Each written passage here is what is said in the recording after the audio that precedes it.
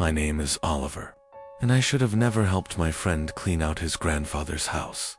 When Thomas called me, he sounded desperate. His grandfather had passed away, leaving behind a massive, decaying house on the outskirts of town. He needed help sorting through the years of clutter and neglect. I agreed without hesitation. I regret it now.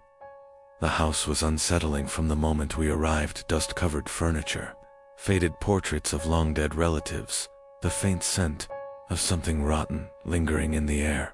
But the worst part was the basement. It was the only place Thomas refused to go. "There's something wrong down there," he muttered, handing me the key. "Just grab anything valuable and get out." I should have listened. The basement door groaned as I unlocked it.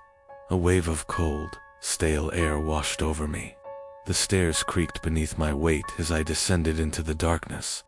My flashlight flickered, casting shaky beams along the damp stone walls. Then I saw them, the mannequins, rows of them, standing shoulder to shoulder, dressed in tattered old clothing. Their painted faces were cracked, their eyes black and lifeless. I forced myself to breathe, telling myself they were harmless. Then one of them moved, a slow, shuddering twitch of its fingers. I froze. My flashlight trembled in my grip. The air grew heavier, thick with the feeling of unseen eyes watching me. Then came the whisper, "Who moved us?" My heart nearly stopped. The voice was distant, hollow, but unmistakably real. "Who woke us up?" The mannequins shifted all at once, heads turning, arms raising, stiff bodies shuffling forward. I ran. I scrambled up the stairs, nearly tripping as the whispers grew louder. "You shouldn't have come." The basement door slammed shut behind me as I stumbled into the hallway, gasping for air. Thomas looked up, startled. "You opened it, didn't you?" he whispered. I couldn't speak. My body shook with terror. That night, I barely slept. And when I finally did, I woke up standing in my bedroom, not in my bed, standing, facing the mirror, and behind me, reflected in the glass, they were there. The mannequins. Watching, waiting, and every night since, they've been getting closer. My name is Nathan, and I should have never opened the basement door in my new apartment. When I moved into the old brick building on Holloway Street, I thought I had found the perfect place. Cheap rent, a decent location, and quiet neighbors. But from the first night, something felt off. The air was heavy, thick with the scent of damp wood and something metallic. The walls creaked at odd hours, and sometimes, when I turned off the lights, I swore I could hear something moving just beneath the floorboards. Then, I found the basement door. It was at the end of the hallway, set apart from the other apartments. The landlord never mentioned it, and when I asked, he shrugged it off. "Locked for a reason," he muttered before changing the subject. That should have been my warning, but I was curious and stupid. One night, I found the key. It was hidden under a loose floorboard in my closet, wrapped in an old, yellowed cloth. I don't know what compelled me, but I took it. I walked to the end of the hall, my pulse quickening, and slid the key into the lock. The door creaked open. A rush of cold air spilled out, carrying a scent so foul I gagged. The stairway led into darkness, deeper than it should have. My flashlight barely pierced the void as I descended, each step groaning beneath my weight. At the bottom, the air was thick, suffocating. The walls were lined with mirrors. They weren't normal. Their glass was warped, like rippling water, frozen in time. My reflection looked wrong, distorted, twisted, shifting when I wasn't moving. Then I saw it, a second reflection. It wasn't behind me. It was inside the mirror. Taller, hunched, its eyes hollow voids. My breath hitched as it raised its hand, mimicking my movements. But then it waved, and I didn't. The whispers started, soft at first, then growing into a chorus of voices echoing through the basement. "Let us out." My flashlight flickered. The reflection stepped closer. I turned to run, but my feet wouldn't move. The wall seemed to breathe, the air pressing in. Then the mirrors shattered not onto the floor, but inward, as if something was breaking through from the other side. I tore up the stairs, my ears ringing with the sound of glass crunching behind me. As I reached the top, the basement door slammed. Shut that, the whispers stopped. I bolted every lock, pushed furniture against it. I haven't opened it since, but the mirrors in my apartment are different now. They no longer show my reflection, just him. My name is Jacob, and I should have never gone down into the basement of my childhood home. When my parents passed away, I inherited the house I grew up in. A modest place, old but sturdy, nestled at the edge of a quiet town. It held memories, some good, some forgotten. But one part of the house I had always avoided was the basement. It had been locked for as long as I could remember. My father never spoke about it, and my mother changed the subject whenever I asked. The key had been missing for years, but as I sorted through their belongings, I found it tucked inside a small, rusted box beneath my father's bed. Something in me told me to leave it alone. I didn't listen. The basement door groaned as I turned the key, the rusted lock breaking apart like it had been untouched for decades. A foul, damp stench wafted up the stairs, thick with the scent of mildew and something rotten. My flashlight flickered as I descended, the steps creaking beneath my weight. The basement was unlike anything I had imagined. It wasn't just a storage space, it was a chamber. The walls were covered in strange carvings, deep scratches that ran from the floor to the ceiling. And in the center of the room, illuminated by the weak beam of my flashlight, was a mirror. It stood tall, its surface covered in dust, the ornate frame twisting with grotesque, inhuman faces. But what made my skin crawl was the reflection. It wasn't me. The figure standing in the mirror was taller, its limbs slightly too long, its face blurred, shifting as if struggling to take form. My breath caught in my throat. My body screamed at me to move, to run, to not look away. Then it smiled, a slow, unnatural grin that stretched too far. My knees buckled as the whispers began, soft at first, then rising into a frantic chorus. They came from the walls, the floor, the air itself. He's watching, he's waiting. The reflection stepped forward. The glass didn't break. It simply let him through.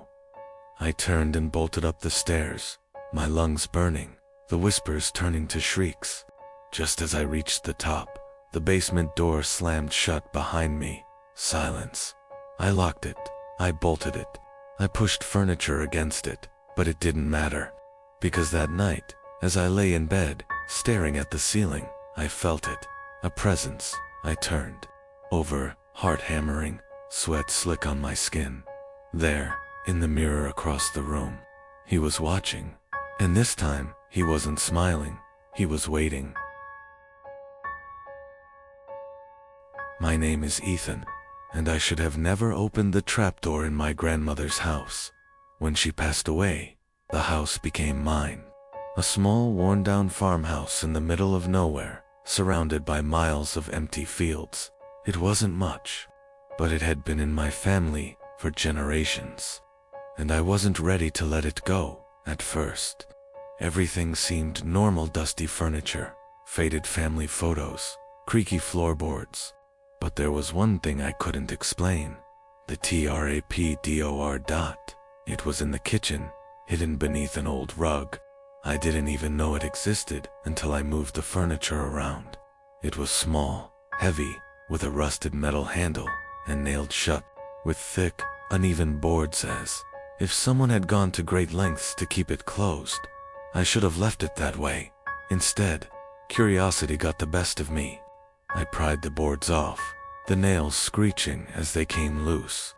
The trapdoor swung open with a groan, revealing a narrow wooden staircase leading down into darkness. A damp, musty smell hit me, thick with the scent of decay. I hesitated, but something compelled me forward. The basement was smaller than I expected. lined with crumbling stone walls. Old crates and sacks were stacked in the corners, their contents long since rotted away. But at the center of the room stood something that didn't belong. A wooden crib. It was pristine, untouched by time, its rocking motion eerily smooth, as if someone had just stepped away from it. My stomach turned as I peered inside. It was empty then. The whisper came, soft, faint, a child's giggle. The air turned ice cold. My breath misted in front of me. I backed away, my pulse hammering.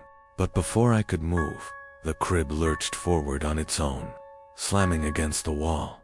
A sharp cry echoed through the basement, a sound so shrill and unnatural, it sent shivers down my spine. Then, footsteps. Tiny, rapid footsteps, circling me, coming from nowhere and everywhere at once. My flashlight flickered, the shadows stretching unnaturally along the walls. A shape darted past the corner of my visions, small, fast, inhuman. I ran. I scrambled up the stairs, my foot slipping on the damp wood. The whispers turned to wails, echoing all around me. Just as I reached the top, the trapdoor slammed shut against my back, nearly crushing me. I bolted out of the house, not stopping until I was in my car, engine roaring, tires kicking up dust. I drove all night, never looking back. The house still stands, still abandoned, still waiting. Sometimes, when I pass through that old, empty road, I see it from a distance.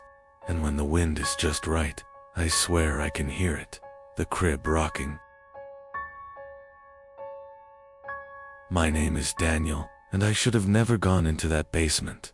It all started when my uncle passed away, leaving behind an old Victorian house on the outskirts of town. It had been in our family for generations, but no one had lived there for decades. As the sole inheritor, it became my responsibility to sort through his belongings and decide what to do with the place. The house was massive, creaky, and filled with dust-covered furniture and forgotten memories. Most of it was just old junk, antique clocks, faded photographs, moth-eaten books. But there was one place I avoided for as long as I could, the basement. Something about it unsettled me. Maybe it was the fact that the door had 4 different locks on it, each rusted with age. Maybe it was the way the air seemed heavier near the entrance, thick with the scent of damp earth and something foul. But eventually, curiosity won. I found the keys tucked away in my uncle's desk.